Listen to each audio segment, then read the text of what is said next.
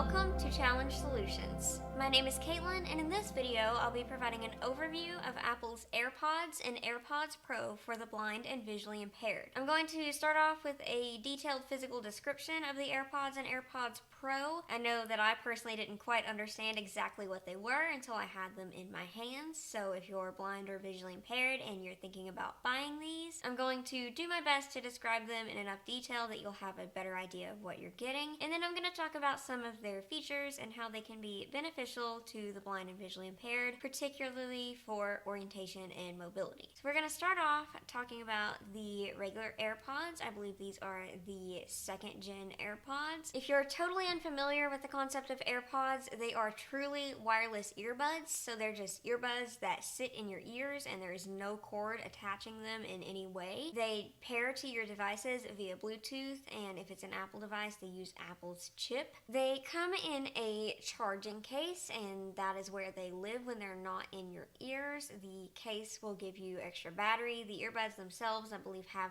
5 hours of battery life, and the case contains, I believe, 24 hours. The case for the second gen AirPods is about 2 inches square. It's made of kind of a glossy white plastic. Just so you know, this case will scratch, and I recommend getting a case for your case. These typically live in a leather sleeve from Nomad, but I took them out to show just the product in its natural state. The case feels kind of like a dental floss box or like one of those smaller bottles of hand sanitizer that is kind of rounded and has the top that flips up. It's got a lightning port on the bottom. There is a button on the back that is pretty flush with the case. It can be a little difficult to feel, but it's close to the bottom on the back, and that is used to manually pair it, especially if you've got a device that isn't an Apple device, like if you're trying to connect this to a Windows laptop or an Android tablet. And to open them, the top just flips straight up and back. And the earbuds live inside. They have long stems that kind of drop into slots in the case, and you can just grab the top of them to take them out and put them in your ears, and they will automatically connect to your Apple device. If you're pairing them for the first time, it gives you a little card to tap that you want to connect your AirPods, and if you've paired them previously, they just automatically connect and they play a nice little tone. The case itself will close with a magnet. You just flip it shut and it magnetically closes and makes a very satisfying noise. The AirPods themselves feel a lot like regular Apple EarPods that used to come in all the Apple device boxes, except they don't have the cord connecting them. They are just the regular plastic earbud type things with long stems that go down from your ears. I personally do not like regular wired EarPods. They don't stay in my ears very well, and when I do manage to get them to stay in, they start hurting my ears after not too long. However, for some reason, I don't have this problem with Apple AirPods, so just know that if you are like me and you despise wired earpods, you may not have that issue with AirPods. The AirPods have a little sensor near the top of the earbuds that you can tap and hold for Siri. You can assign different commands to different gestures, like you can double tap to play and pause or skip tracks and things like that. You can adjust that in the settings on your iOS device. If you take the AirPods out of your ears, they will automatically pause whatever audio is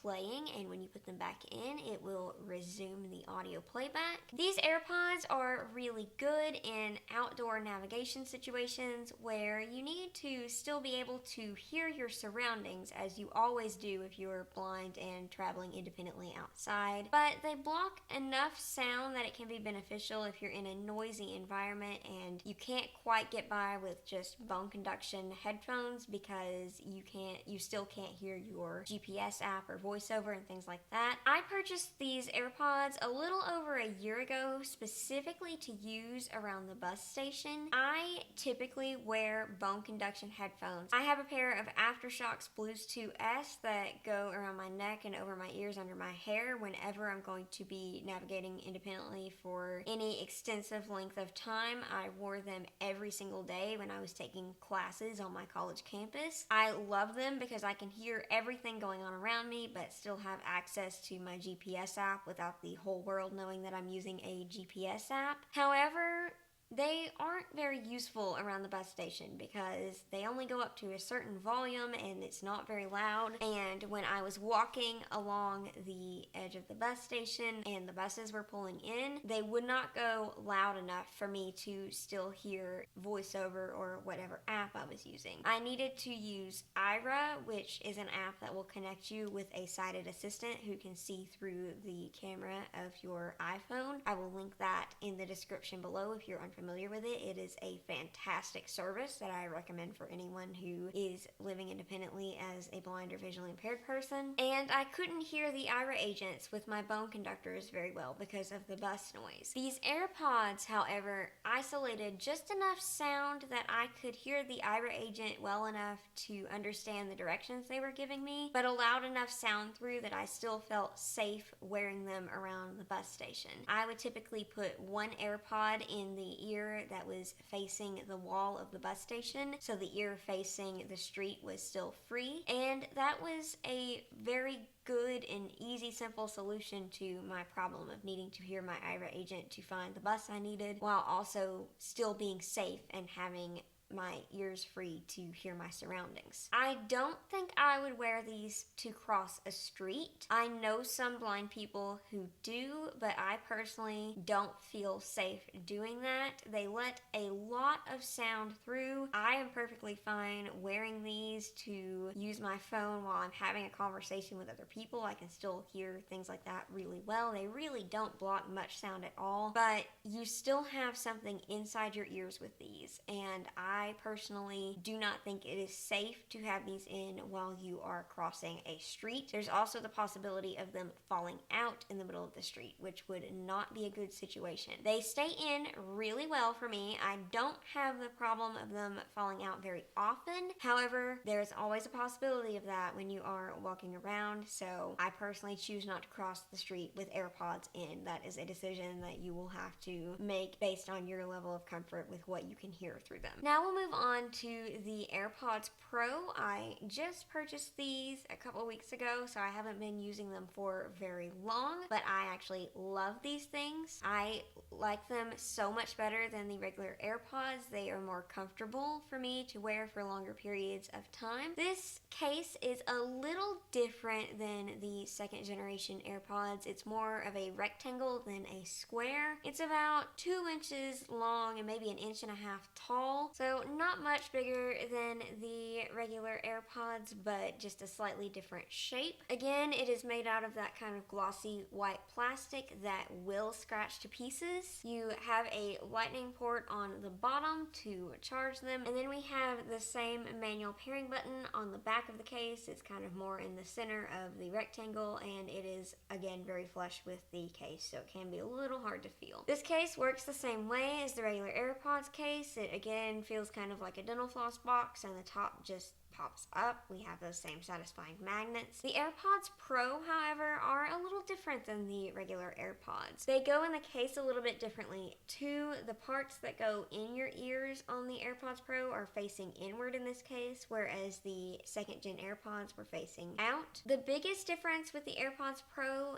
is that they have silicone ear tips, and they come in several different sizes, so you can better adjust them to fit your ears. And I personally find these much more comfortable than just the regular plastic AirPods, especially when I'm wearing them for an extended amount of time. These also magically pair to the last device they were connected to when you take them out of the case and put them in your ears, just like the other AirPods. And they make a nice little noise to tell you that they have been paired. The AirPods Pro are a little smaller than the regular AirPods. The stems that come down from your ears aren't quite as long. One of the best features about the AirPods Pro, though, is that they have active noise cancellation and transparency mode. The noise cancellation isn't going to block out all of the ambient noise around you. you. It will almost completely block out the sound of my heater and my refrigerator. They do really well blocking out sort of like low rumbling noise. However, they still let in the sound of, say, conversation and doors opening and shutting, things like that. So they're not going to block everything, but they do really well with sort of low rumbling, like white noise sounds. Transparency mode is probably the mode that I'm going to leave them in most often. It is just what it sounds like. It lets in all the noise around you. It sort of uses the microphones in the AirPods Pro to bring in the sound around you a little bit. It's almost like wearing bone conduction headphones, except the sound is a lot nicer and clearer because it's being projected into your ears rather than just sending it through your jawbones and distorting it along the way. I would feel perfectly safe walking with these outside. I still prefer my bone conduction headphones just because, as I mentioned before, these are still putting a thing inside your ear,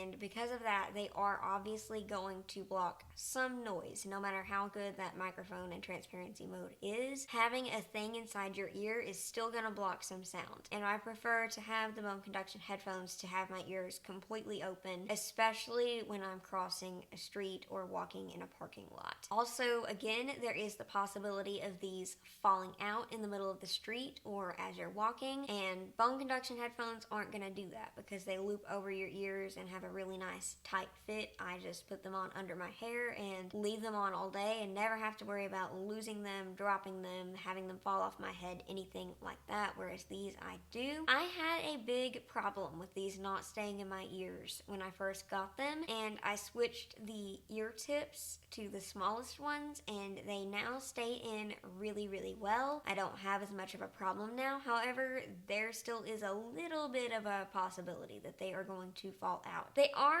very, very useful for outdoor navigation, however, especially walking around a bus station and situations like that. I would say these are even better than the first gen AirPods for things like that. And I also really like the sensors on these better than the other AirPods. Basically, they have little sensors at the bottom of the stems that are coming out of your ears, kind of above your earlobes. It feels like a physical button on the stems of the AirPods. It's on the side that is facing in front of you if they're in your ears, and it actually feels like a flat physical button. However, it is not a real button. It's like the home button on the iPhone 7 and 8. It's sort of indented and it makes a click when you squeeze it like a button would. When you squeeze the button on either AirPod, it's going to play a tone and trigger either active noise cancellation or transparency mode. You just press and hold until it makes the tone and it'll toggle it on and off. You can click the button once to play and pause, twice to skip forward, and 3 times to skip backwards. I believe you can also customize